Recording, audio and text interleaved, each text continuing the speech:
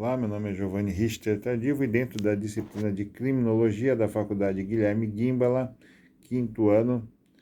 2021, professora Carla, nós vamos estar trazendo através desse trabalho um relato sobre um serial killer brasileiro chamado Fortunato Neto, nascido em 1963, no dia 10 de setembro, filho de uma mãe muito religiosa e de um pai extremamente conservador, nascido no interior de São Paulo, na cidade de Bebedouro.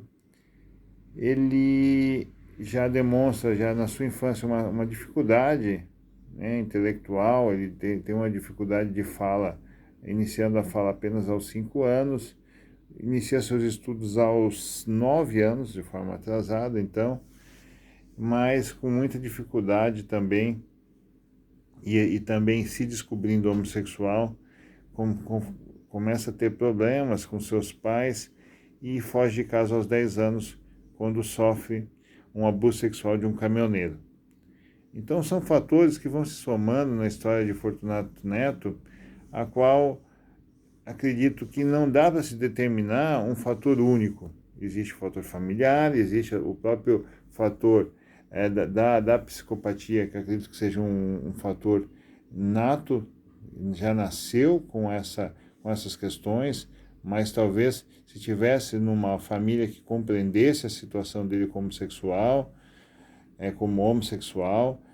tivesse talvez um tratamento diferenciado, também essas questões dele com os estudos, as dificuldades também vieram ainda agravar mais o seu histórico na sua infância, fazendo que ele fugisse de casa, sofresse esse abuso sexual do caminhoneiro, que é o que ele declara assim que foi um fato muito marcante e que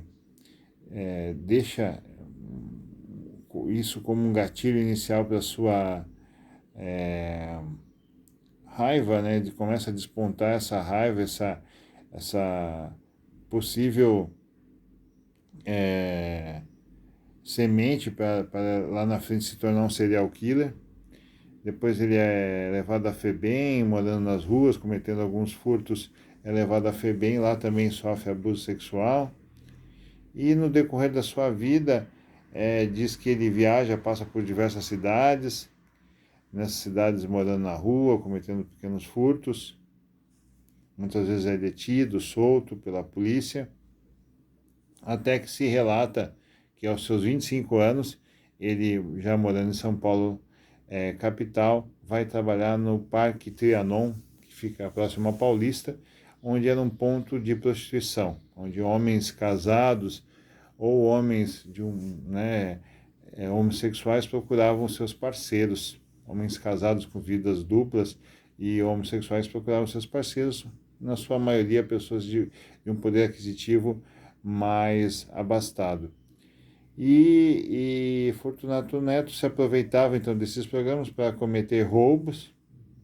desses seus clientes, extorsões. Também já começa o perfil dele, narra que ele realiza extorsões, ameaça essas vítimas de revelar sua homossexualidade perante a uma sociedade que naquela época ainda era mais preconceituosa do que hoje,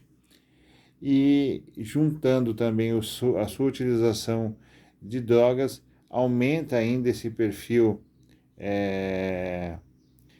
dele de ter uma certa raiva dessa condição do homossexualismo, ele sendo homossexual, mas não aceitava esse homossexualismo, ou também alguns relatam que ele convivia com homossexuais bem-sucedidos, e ele, como um homossexual que não teve o mesmo êxito, tinha uma raiva dessas pessoas homossexuais que eram bem-sucedidas. Então, a história nos traz que em 1986 ele comete seu primeiro homicídio, que é de uma pessoa chamada José Liberato, que era um decorador, onde ele amarra as mãos e pés, o sufoca e estrangula com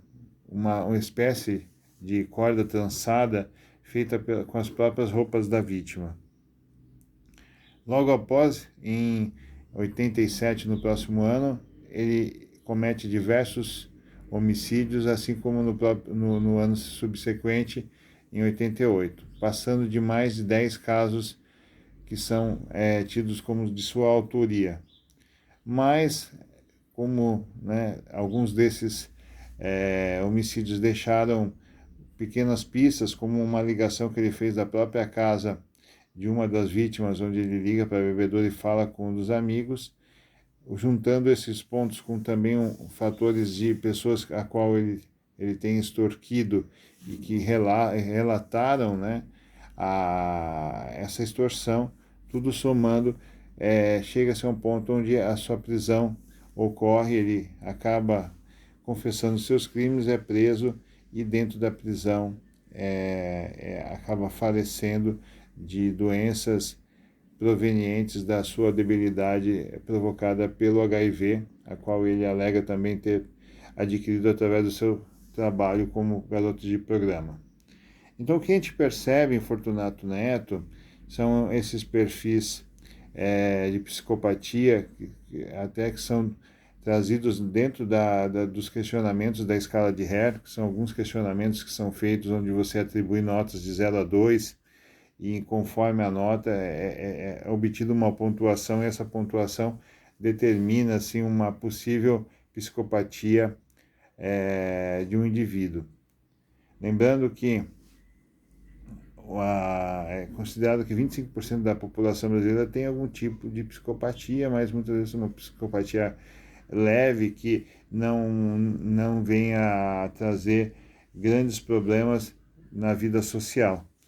Apenas um caso de uma minoria absoluta que vai se transformar numa psicopatia mais grave que pode chegar a um serial killer. Fortunato Neto tinha algumas características que Robert Hare determina nos seus estudos para fazer a escala de Hare, que é a falta de empatia, essas questões de falta de culpa, de remorso perante as suas vítimas, esse não apego com as pessoas, a falta de sentimento, a facilidade para mentir, a boa lábia. Até como garoto de programa, acredito que ele se utilizava da sua aparência e de sua lábia para conseguir seus clientes. Então, diversos fatores que se somam, né, para que ele tenha obtido o sucesso na obtenção de clientes, e proveniente dessa revolta que ele tinha com o homossexualismo e com muitas vezes ele culpava os próprios homossexuais pela existência da AIDS, a qual ele veio adquirir com seu trabalho. Então, são diversos fatores que vão se somando com até esse perfil, o histórico familiar dele, que transforma ele num psicopata. Então, basicamente, assim, de uma forma bem resumida, essa é a história de Fortunato Neto, um psicopata brasileiro dos anos